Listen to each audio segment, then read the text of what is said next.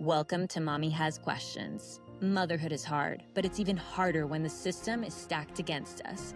We're four moms who have come together from the big city and the suburbs to call out societal norms that make being a woman feel like a struggle every day, and to spark the change we all need.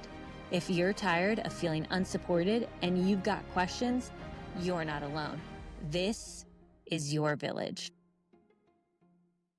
Hey everyone, and welcome to Mommy Has Questions. My name is Christina, and today we are joined by an extremely special guest that we are so excited to have with us, Lauren Tettenbaum. And she is a licensed clinical social worker, a lawyer, a women's advocate, a certified menopause practitioner, a mother of two, and the author of Millennial Menopause, Preparing for Perimenopause, Menopause, and Life's Next Period. She has been a women's advocate for such a long time, and we admire her so much for that. Lauren, we so appreciate you coming here. My pleasure. Thank you so much for having me and for all of the great conversations that you all have. Yes, we're so excited. Lauren is bringing not just her expertise in reproductive mental health, but she's also bringing her humor and her honesty to one of the big taboos in women's health. And through her work, she's helping millennial women and women all over to feel more informed and prepared and seen while reframing menopause, not just as a health issue, but as a feminist one as well. Because menopause is something that has been ignored, misunderstood, and honestly downright stigmatized for generations. It's been under-researched, undertreated, and just left out of the mainstream conversation for way too long. And actually, fun fact, 1.3 million women in the US enter menopause every single year. And roughly 85% of those women experience symptoms, but only 5% receive treatment. So that to me does not feel like equitable healthcare. So we want to change the narrative, starting out with one really big question for Lauren today. So, Lauren, in what ways can we start destigmatizing menopause to pave the way for gender equity? Thank you for that beautiful introduction. And I would say that the first way is to talk about it. We have to talk about it with each other, with the men in our lives, with women older, younger, with our children. My son is 9. He knows all about menopause, periods, menstruation, puberty, because it's just a normal part of health. And if we treat it as normal, we're less scared of it. And we also really need to make sure that our healthcare providers are educated and informed and willing to help us. Why do you think we weren't talking about it before? Or like what's changed in that we're willing to talk about it now? I think the simple answer is misogyny with a splash of ageism. And obviously I'm being a little cheeky, but it's true. I think that women have been undervalued in our healthcare system with funding for healthcare research. I'm sure you know women were not included in clinical trials until 1993. A lot of the data that we have and the symptoms that we talk about when we talk about health are based on studies done on men, but women are different.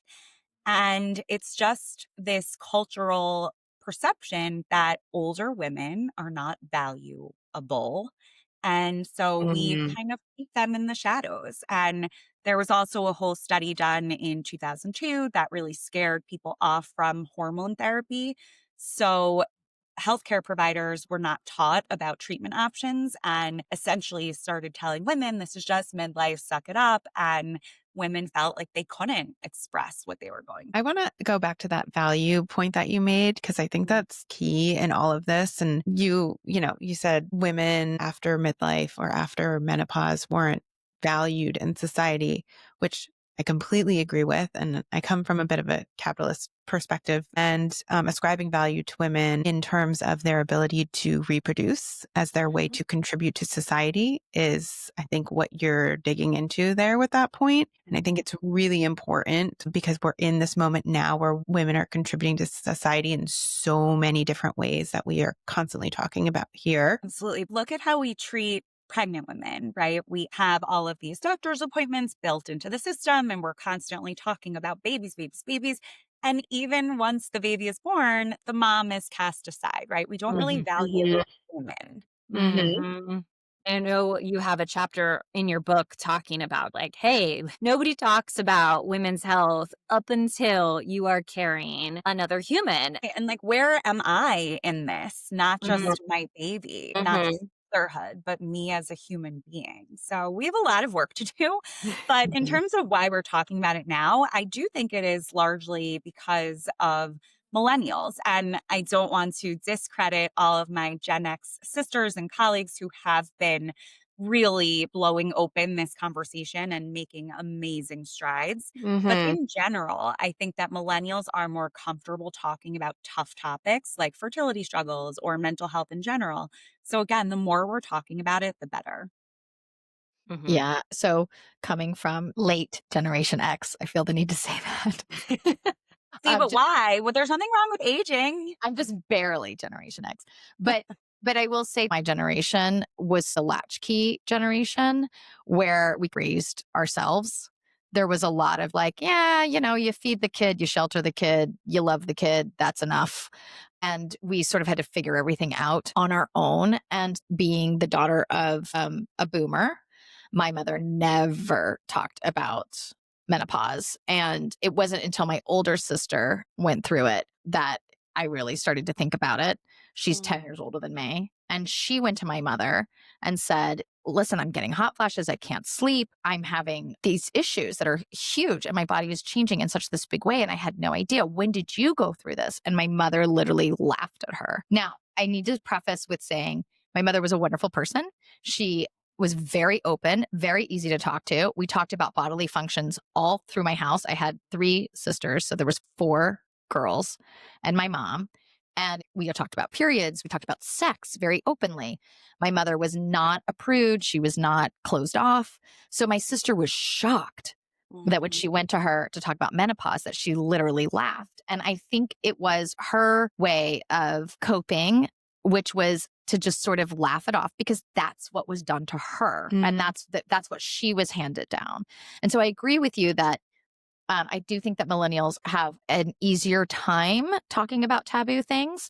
And I think that Generation X is sort of the bridge between we don't talk about anything to, I guess we have to figure it out ourselves. And the millennials come in with, no, guys, we got to talk about this. This is everybody. Everybody's going through this. and we demand better. And We we're demand all better. the more powerful when we collaborate with other generations, with allies. All of us need to be having these conversations. At the beginning of your book, when you talk about how you were in the conference, the seminar, and essentially you were the youngest person there, and the presenters were essentially talking about, oh, it's going to be on the younger generations to create this change and change the narrative. And that really struck me because it's like, gosh, how much more stuff do we need to be dealing with? There's so much. Yeah. And if you could save the planet while you're at it, because we screwed that up, that'd be great. You know, and I hear from women who come to me looking for referrals for providers, looking for answers. And when I say that it might not be a straightforward path, you might need to see a gynecologist for in person exams and a menopause specialist on telehealth. You might also need to work with a nutritionist and all of these other providers. That, of course, takes time, which busy women at our age and stage of life don't have.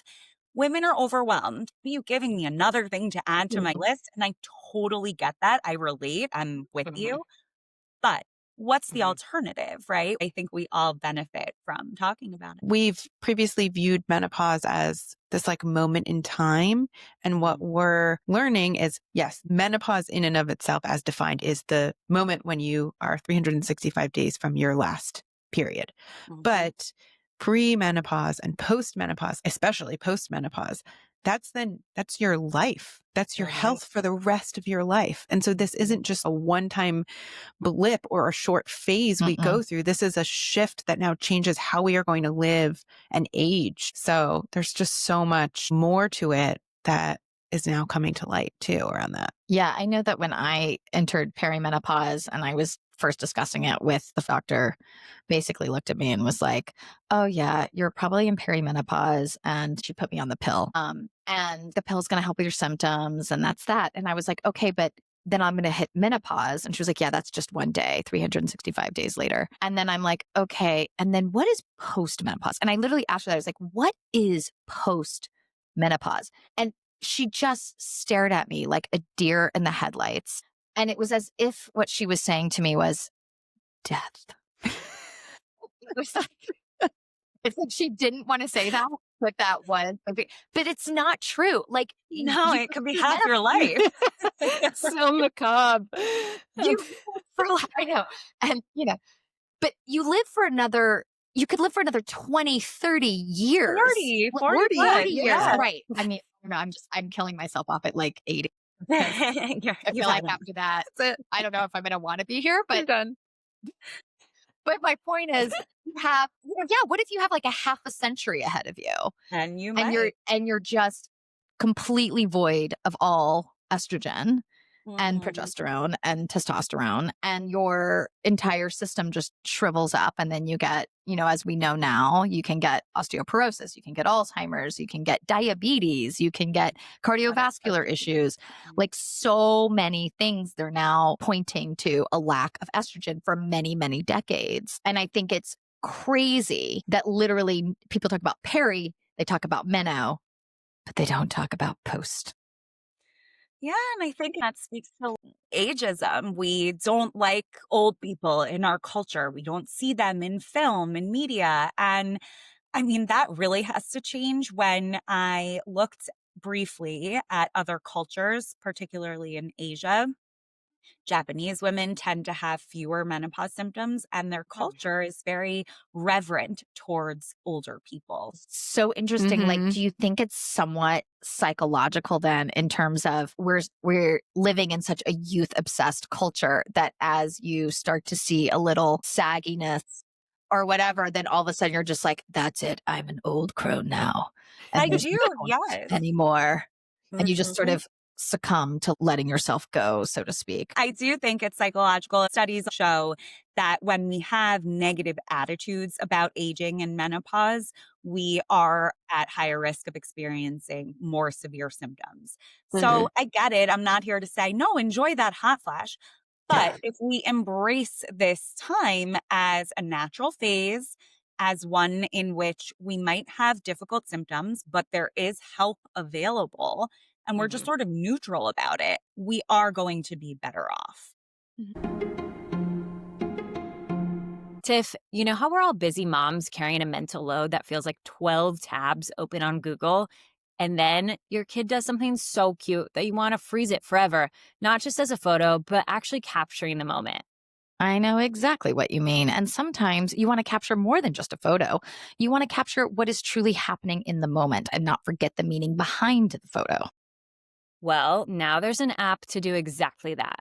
Poppy is the beautifully designed photo app that lets you add voice notes to your photos so you can tell the story behind the smile in seconds. Yep. Now you can capture the moments that matter effortlessly with Poppy, the voice note memory app for modern moms. Download on iOS or tap our show notes and use our promo code Mommy Has Poppy for 3 months free at checkout. I feel like it's multifaceted, the treatment, for a number of reasons, including your overall health. But we're sort of conditioned to think that it's about symptoms and it's just about managing symptoms, Mm. and that then when the symptoms are over, then you're done. Which is why I find it interesting to have the conversation about post menopause and what's going to actually happen to your health when you're through this phase. Lauren, that brings me to a big question for you because you interviewed a lot of women about these realities beyond the physical symptoms, right?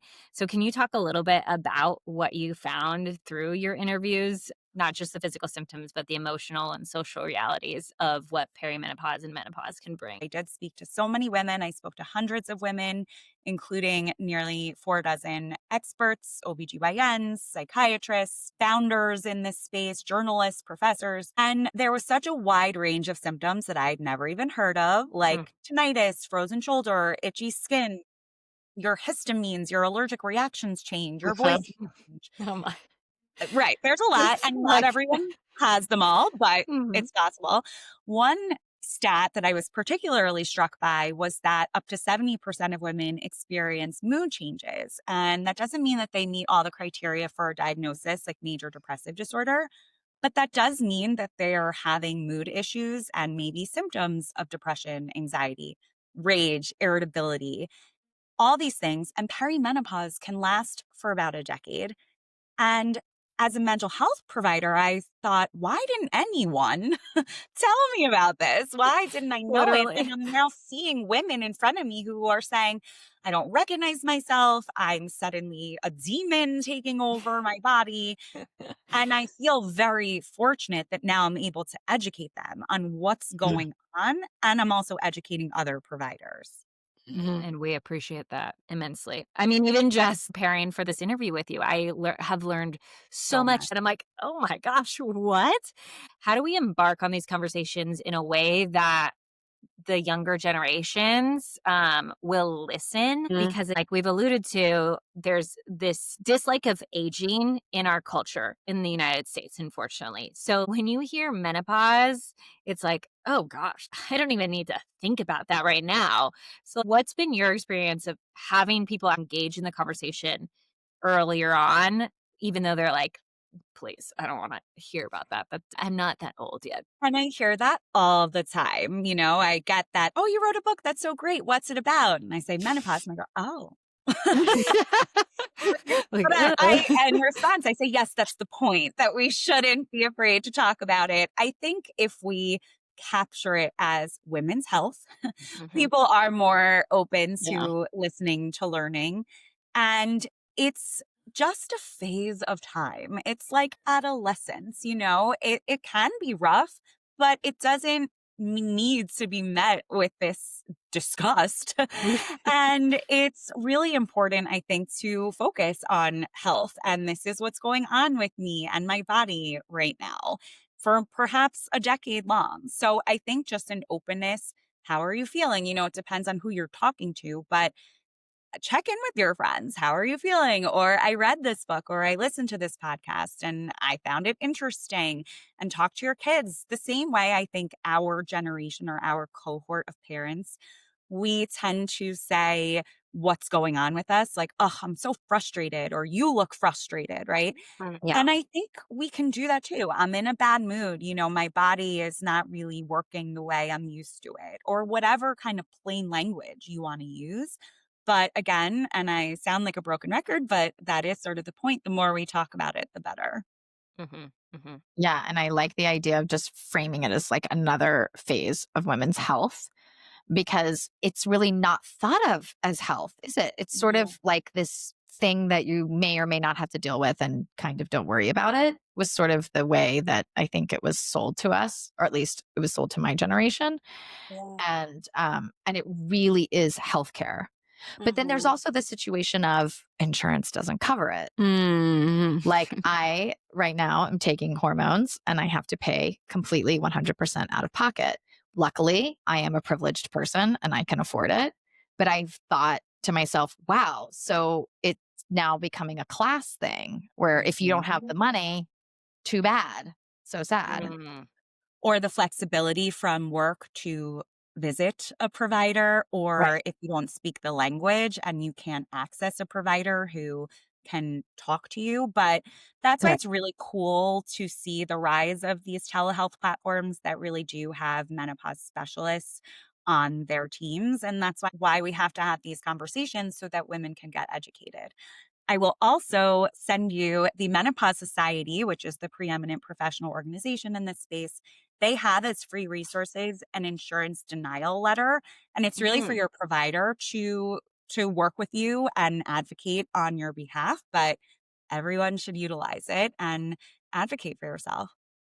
That's Okay, fabulous. wait. Can you tell me about this insurance denial letter? I'm Yes. confused. Go to the Menopause Society, menopause.org, and it's for providers, but you can get a template to effectively fight the insurance companies for Mm. coverage.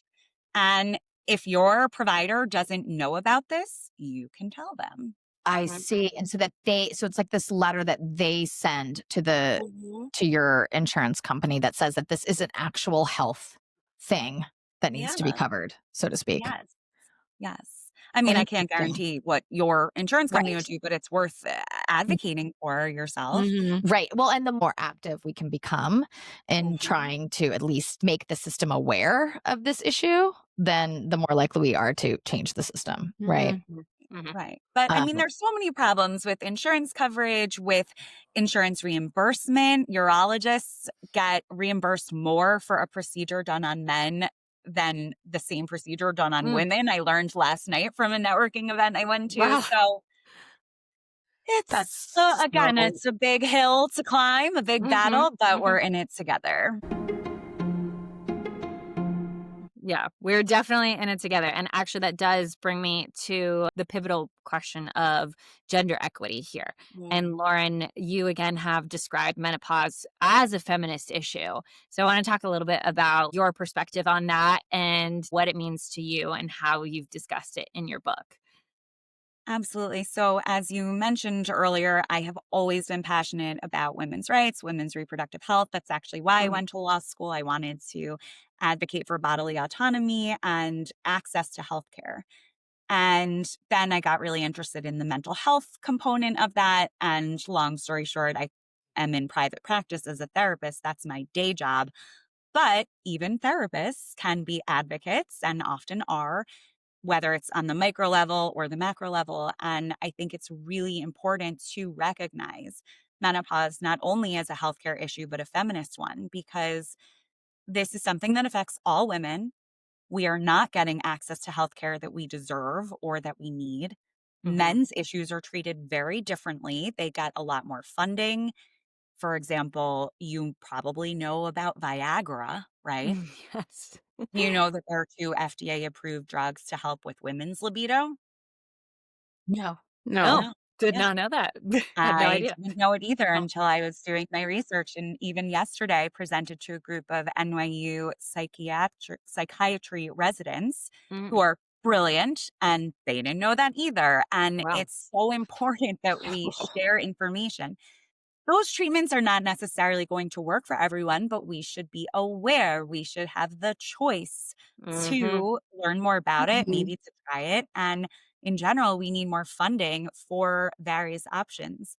And we don't currently have it. So that's why we need to view this through the lens of feminism, through equity and access. And it's not just for women to do this, but for all of us. Talk about putting more on your plate. I think that just hits the nail on the head in terms of why the air constantly just keeps feeling like it's being taken out of our balloon because, having residents who are studying this, not even knowing that therapies like this exist out there. And it's like you as patient have to be such a huge advocate for yourself and at times feel like you need to know more about the condition you're trying to get treated from your care provider. And I feel like that's what's one of the biggest defeating pieces and aspects of this.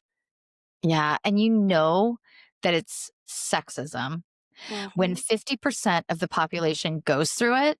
And obviously, there's a huge opportunity to make money Mm. and they still don't study it and they still don't take it seriously, right? Like, if we're going to all go through this and we're going to all need some sort of treatment or at least conversations around it or some sort of healthcare on some level, you would think that there would be, entrepreneurs out there that were just like, oh my gosh, this is a cash cow. And I just think it really points to the fact that it's so culturally dismissed or so culturally suppressed Mhm. because it's sexism at play. And it's amazing how even sexism can override the opportunity to make money in a Mm. capitalist society. It's wild. And I do have a lot of facts and figures. For example, the US government would be saving a lot of money if vaginal estrogen were offered to more women who are not getting that and instead needing Mhm. to be treated for chronic UTIs, potentially Mhm. leading to mortality because of sepsis. And that's just one example, one symptom, or billions of dollars lost in the workplace because of menopause symptoms. So all of those stats are important, but it's so infuriating to me that we have to make the business case instead of just saying, "Hey, can you care about me because I'm a human?" Yes. Preach. Gosh, such a good point. Good point. And here I am trying to make that business case Right. because I know that just saying I'm a woman who's no longer fertile Right. is just not going to get the attention that it No. needs because it's almost like women who are no longer fertile are just not even deemed as human. Right. Do we think this taboo around menopause and women's health exists because patriarchy is out there equating women's value in society with their fertility? And then once you're hitting menopause, you're no longer a value to the patriarchy. Yes, I do think it's that. It's underlying so much of the misogyny we see in our culture. I also think, quite frankly, that people are afraid of powerful women. And there's so much to be said about the empowerment that women do feel once they go through menopause. Mm. I have heard from so many women who say they've never felt like themselves in the way they do now. They're confident, they have a low tolerance for bullshit. And that's amazing. And I think some people are scared of that. Fascinating. I just want to report that I am in that phase where I have zero tolerance for bullshit Yeah. and it is fantastic. You like it there? I love it. I love it so much. And I was just thinking when I was preparing for this conversation, I was thinking to myself, perimenopause causes some crankiness. I definitely have a shorter fuse, or I've just put up with too much for too long and I've hit a wall where I Mhm. just don't care anymore to sweep things under the rug. I'm much, much, much more direct. And how people perceive my directness does not affect me the way that it used to. Whereas I used to apologize, right? You Mhm. apologize before you're direct. Like, I'm sorry. I Before you just have take to up say, space. yeah, Mhm. I don't say that anymore. I'm just like this thing. And then I just hang in the air and let that other person feel awkward and sit. And I highly recommend it for everybody who's younger than me. You should just get there quicker. Yeah. Decide now because it is fantastic. And you do get more respect Mhm. than being the, I'm sorry, but I just wanted to say that I have an opinion. Automatically people are like, all right, let's let her talk. Okay. But not having that filter anymore is unbelievably wonderful. Don't wait for menopause to get it. Just decide for Right. yourself. Don't wait. And I know self advocacy can be so hard, but that's also why I felt compelled to write this because women are so afraid of asserting themselves in the doctor's office. Well, I have questions, or what you said, I'm not really sure about. It's not really making me feel better. Can you tell me more? Or at home, if they feel not great and they need their partner to take up more of the mental load, they have trouble asking for it or Mhm. demanding it. And I'm here to say, let's stop having trouble. If you need help, help is available. We are all cheering each other on, and you deserve to assert your needs. There's nothing wrong with that.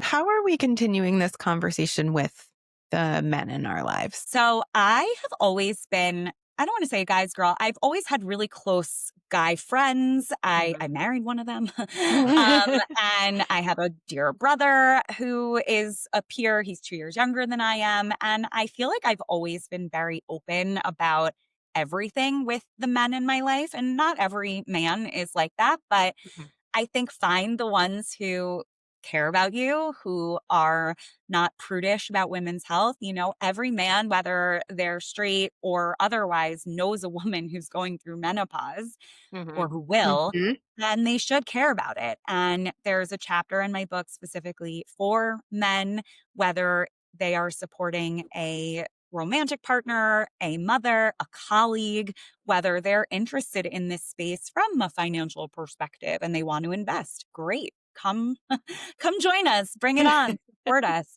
And I think we have to really bring them in on the conversation, much like we need to if we are choosing to become parents.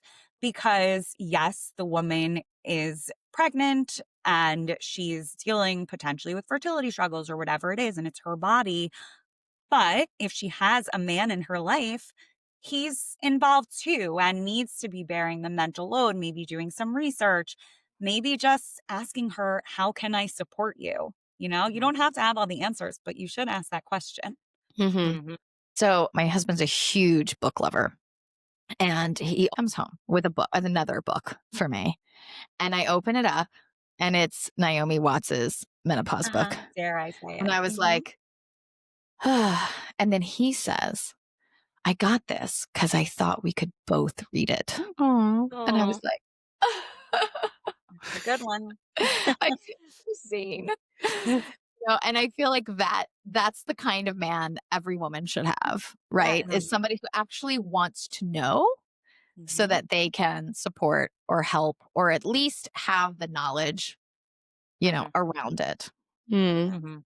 Lauren, what would you say to women who feel like they are struggling to talk about this topic with their partner, their spouse, or even just in their community? Unfortunately, like a growing narrative online where men equate like menopause and perimenopause to bad behavior. They're like, oh, whatever. She's crazy. She's going through menopause. She's hormonal, whatever. Like, is there a way that we can bridge that gap between a Marshall who's like bringing home these books and these men who are exhibiting this type of behavior to create a sense of awareness with them to be like, hey, let's kind of shift your thoughts. How can we pave that path? A few different ways, I think. First, a campaign, be like Marshall. um, but Literally. But the misogyny is a tale as old as time. The word hysteria comes from the Greek word for womb. This idea that women are crazy because of their hormones and they're fools and we shouldn't listen to them and oh, she's just hysterical or she's a witch. Let's burn her at the stake. You know, Uh-huh. this is Mhm. the oldest kind of patriarchal point Mhm. of view. And are we going to fix it quickly? Probably not. Are we going to fix it easily? No. But I think we can work on it by really calling out that kind of misogyny, by saying things like, I read a book about women's health in one's 30s and 40s. I learned some interesting things. I would love to talk to you about it. Or something that I read about mood swings really resonated with me. Like, can we talk about it? And you make it less personal, more Yeah. universal. And I really think this is on us, not only as mothers, but all parents, to raise our kids to have Mhm. compassion because Mhm. not everyone needs to be an expert or have all the answers, but you should at least have that compassionate curiosity and say, how are you feeling? How can I help you? Mm, that's exactly right. And you are raising a boy to be in the conversation already. I think that's amazing. I have two boys myself. I mean, they're 4 and 2, but they will ask me about period stuff sometimes. They'll be Right. like, what's Yeah. that?